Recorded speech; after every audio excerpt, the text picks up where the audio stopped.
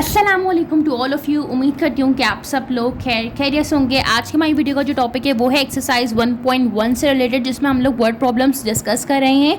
इससे previous video में मैंने एक्सरसाइज 1.1 के पार्ट नंबर 1 till 4 क्वेश्चंस डाल दिए थे अपने चैनल पर। अगर आपने नहीं देखा तो काइंडली उसको गो थ्रू कर लीजिएगा। क्वेश्चन नंबर 5 आपकी बुक का, जिसमें हमसे कह रहे हैं there are 560 students in a school. हमारे पास एक स्कूल है जिसमें 560 स्टूडेंट्स पढ़ते हैं with 1/4 of the students being boy, और उसमें से जो 1/4 उस 560 का है उसमें हमारे पास बॉयज़ पढ़ते हैं। How many girls are there in a school. अब आप हमें ये बताएं कि टोटल नंबर ऑफ गर्ल्स हमारे पास कितनी है स्कूल के अंदर। मैंने सबसे पहले यहाँ पे डेटा लिखा। हमारे पास जब भी वर्ड प्रॉब्लम के क्वेश्चंस होते हैं तो हम ये करते हैं कि हम डेटा लिखते हैं और फिर देन हम उसका सोल्यूशन करते हैं। तो मैंने लिखा total number of students is equal to 560 के एक स्कूल में मेरे पास 560 बच्चे पढ़ते हैं। टोटल नंबर ऑफ बॉयज़, उसमें से टोटल नंबर ऑफ बॉयज़ कितने होंगे, 1/4 ऑफ 560, 1/4 है उस 560 की वैल्यू का। टोटल नंबर ऑफ गर्ल्स मुझे नहीं पता, मैंने इक्वल टू क्वेश्चन मार्क कर दिया। अब सबसे पहले तो मैं इस चीज़ को सॉल्व करूंगी, तो मेरे पास मुझे अभी ये भी नहीं पता कि टोटल नंबर ऑफ बॉयज़ कितने हैं, लेकिन मुझे ये वैल्यू बता दी कि यहाँ पे हमारे पास 1/4 है उस 560 का। तो मैंने लिखा total number of boys is equal to, अच्छा अगर मैं 1/4 को कन्वर्ट करूँ तो आपको स्क्रीन पर दिख रहा होगा इसकी वैल्यू आ रही है 0.25, ठीक है। तो 560 को अगर मैं मल्टीप्लाई कराऊँ 0.25 से, अगर मैं 560 को मल्टीप्लाई कराऊँ तो मेरे पास जो वैल्यू आ रही है दैट इज़ 140। अगर आपको स्क्रीन पर दिख रही हो, इट मीन्स कि अगर मेरे पास एक स्कूल में 140 बॉयज़ पढ़ रहे हैं और टोटल नंबर ऑफ जो स्टूडेंट्स हैं वो 560, तो सबसे पहले मुझे क्या करना पड़ेगा, पॉपुलेशन ऑफ गर्ल्स निकालने के लिए उस स्कूल के अंदर मुझे 560 में से 140 को माइनस करना पड़ेगा। तो अब मैंने ये किया कि मैंने यहाँ पे निकाला कि मेरे पास 560 में से 140 हो गए बॉयज़। अब मुझे निकालना था टोटल नंबर ऑफ गर्ल्स, तो मैं यहाँ पे लिखूँगी total number of girls is equal to 560 minus 140। 560 total number of students थे, 140 बॉयज़ थे। टोटल नंबर ऑफ गर्ल्स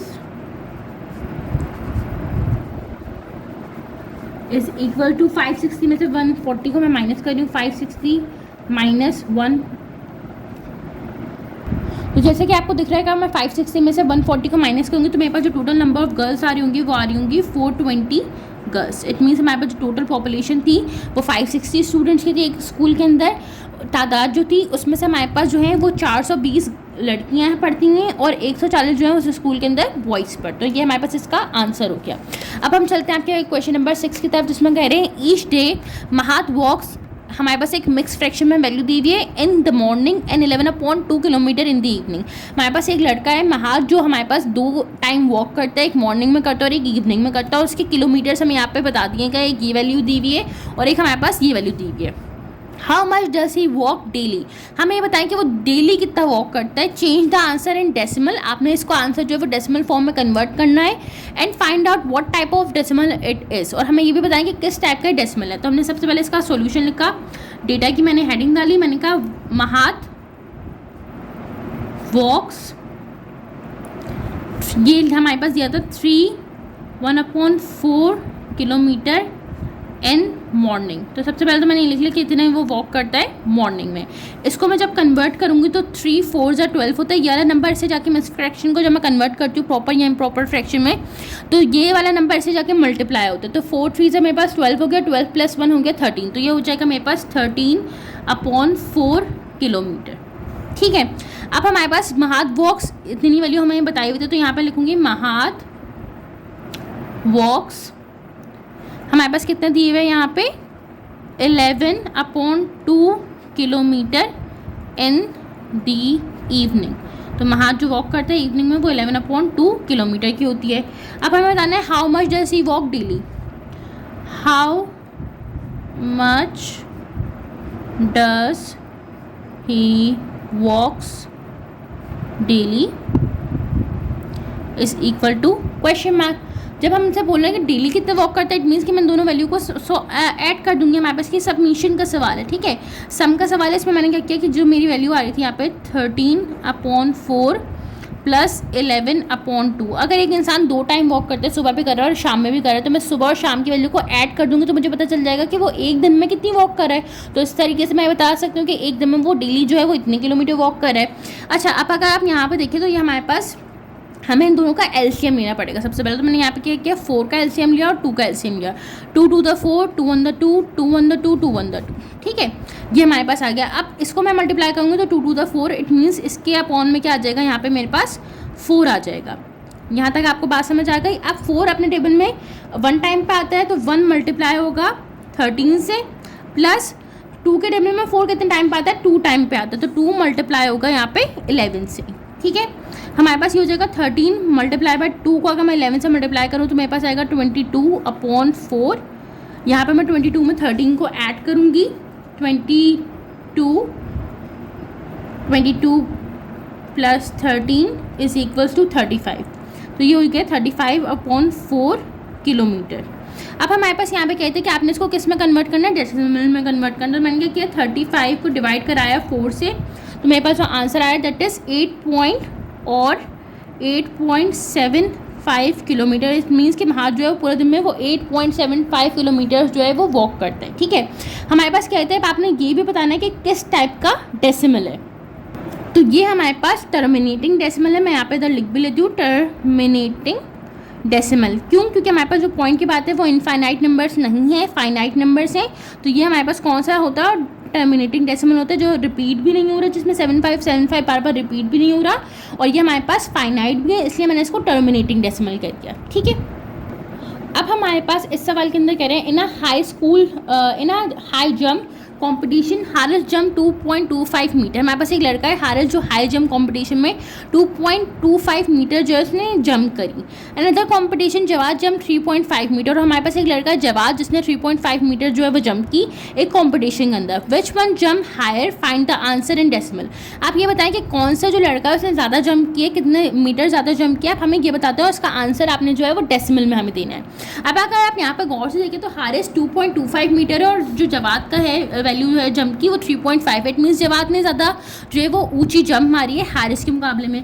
अब हमें ये पता करके बताना है कि इसमें कितने मीटर उसने हाई जंप मारी है। तो मैं सबसे पहले यहाँ पे क्या लिखूँगी, मैं इसका डेटा बना लेती हूँ जल्दी से अपनी आसानी के लिए। मैं लिखूँगी हमारे पास हारिस जंप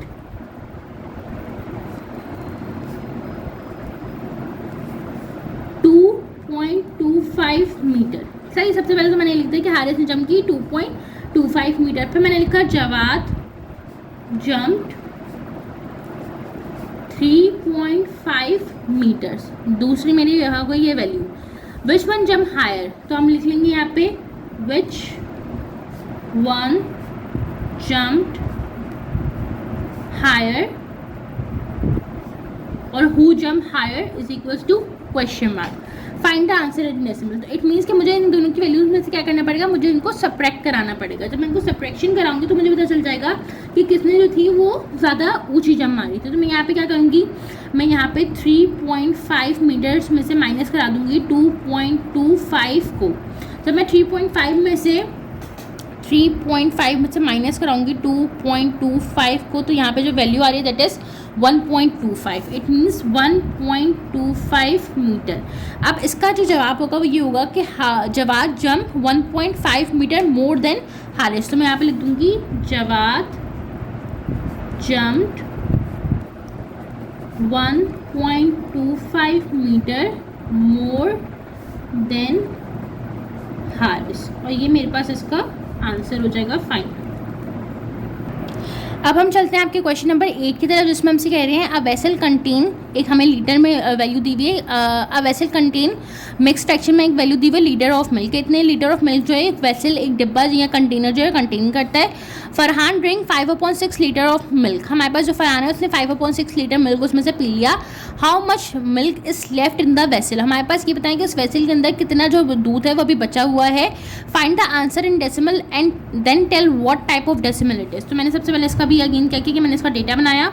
हमारे पास अ वेसल, अब मैं इसको ऐसे ही लिखूँगी, अ वेसल कंटेन, जितना भी कंटेन करता है 1 2 3, ये मिक्स फ्रैक्शन में लिखा लीटर्स ऑफ मिल्क। तो सबसे पहले तो मैं इसका मिक्स फ्रैक्शन कन्वर्ट कर लूँगी 3 1 द 3, और इसमें 2 ऐड होगा तो 3 1 द 3 प्लस 2 5/3, 5/3 लीटर्स आ गया कि वैसे के अंदर 5/3 लीटर्स दूध पड़ा हुआ है। उसके बाद हमारे पास यहाँ पे क्या कह रहे थे कि फरहान ड्रिंक 5/6 लीटर। मैंने यहाँ पे लिखा Farhan drinks 5/6 litres of milk. अब मुझे ये मालूम करना है कि कितना मिल्क उस कंटेनर या वेसल के अंदर बचा हुआ है। तो left milk in the vessel is equal to question mark. मैंने इसके सॉल्यूशन की जल्दी से हेडिंग डाली यहाँ पर। अब मैंने क्या किया कि जो दोनों वैल्यूज उनको आपस में सब्ट्रैक्ट करवा लूँगी। तो मैंने यहाँ पे लिखा 5/3 जितना कंटेनर के अंदर या वेसल के अंदर दूध था माइनस 5/6 जितना फरहान ने उसको पी लिया था। तो यहाँ पे मैंने इसका एलसीएम कर लूँगी 3 और 6 का।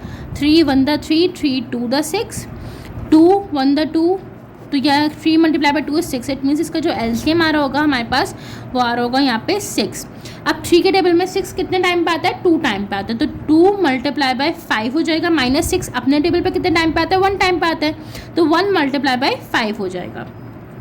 तो ये हमारे पास हो जाएगा 5 2 × 10 माइनस 5 1 × 5/6। तो ये हमारे पास हो जाएगा 5/6। 5/6 लीटर से हमारे पास जो है वो इस वेसल के अंदर दूध अभी बचा हुआ है। इसको हमें कन्वर्ट करके दिखाना था क्योंकि हमसे कह रहे थे कि आपने इसका आंसर जो है हमें कन्वर्ट करके देना। तो 5/6 किया मैंने, तो इसका आंसर आ रहा है 0.83। 0.83 और 83 के ऊपर मैं बार क्यों लगा रही हूँ? क्योंकि ये हमारे पास कौन सा डेसिमल है? रिकरिंग डेसिमल है। क्योंकि ये जो वैल्यू है 3333 बार बार आ रही है, तो मैं ज़रा लिख दूँगी यहाँ पे। और ये इनफाइनाइट टाइम्स आ रही है, तो ये हमारे पास हो गया रिकरिंग डेसिमल। क्योंकि हमसे पूछा होता है कि आपने ये भी बताना कि किस टाइप का डेसिमल। तो ये हमारे पास रिकरिंग डेसिमल है। अच्छा, इसमें हमारे पास 8 के ऊपर बार नहीं आएगा, जस्ट 3 के ऊपर बार आएगा। वो इसलिए क्योंकि 3 हमारे पास इनफाइनाइट टाइम्स रिपीट हो रहा है एज़ कम्पेयर टू 8 के। तो हमारे पास यहाँ पर जो भी जो चीज़ बार बार रिपीट हो रही होती है उसके ऊपर हम लिखते हैं रिकरिंग डेसिमल। और यहाँ पर हमारे पास 3 रिकरिंग डेसिमल है आपका। अब हम चलते हैं इसके लास्ट पार्ट की तरफ, जिसमें हमसे कह रहे हैं कि Ali purchase 4.5 kgs of sugar and 3.25 kgs of rice. एक लड़का है अली जिसने हमारे पास सबसे पहले 4.5 kgs शुगर परचेज किया, 3.25 kgs राइस के। What is the total quantity of sugar and rice he brought in decimal. आप ये बताएं कि उसने कितनी जो क्वांटिटी है मिला के इन दोनों चीज़ों की खरीदी है और उसकी जो आंसर है वो हमें किस में देना है? डेसिमल में देना है। ठीक है, तो सबसे पहले मैंने अगेन इसका भी ये किया कि मैंने इसकी यहाँ पर डेटा की हेडिंग डाल ली जल्दी से। आप मैंने कहा Ali purchase 4.5 kgs of sugar, तो क्वांटिटी ऑफ शुगर लिख दूंगी यहाँ पे। Quantity of sugar is equal to 4.5 kg। फिर मैंने लिखा क्वांटिटी ऑफ राइस, क्योंकि हमारे पास दूसरी चीज़ यहाँ पे उसने क्या खरीदी थी? राइस खरीदी। तो यहाँ पे लिखा quantity of rice is equal to 3.25 kg। 3.25 kg। अब मुझे क्या बताना है? What is the total quantity. तो मैं लिख दूंगी टोटल क्वांटिटी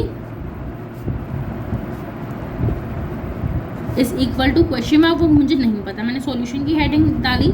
अपना डेटा कंप्लीट करने के बाद मैंने क्या कि दोनों जो वैल्यूज़ दी हुई थी यहाँ पे शुगर की और राइस की, उसकी वैल्यू को मैंने ऐड कर दिया। तो यहाँ पे मैं 4.5 को ऐड करा रही हूँ 3.25 के अंदर। तो जब मैं यहाँ पे 4.5 को आपको ऐड करके दिखाती हूँ 4.5 प्लस 3.25, तो यहाँ पे जो मेरे पास वैल्यू आ रही है दैट इज 7.75।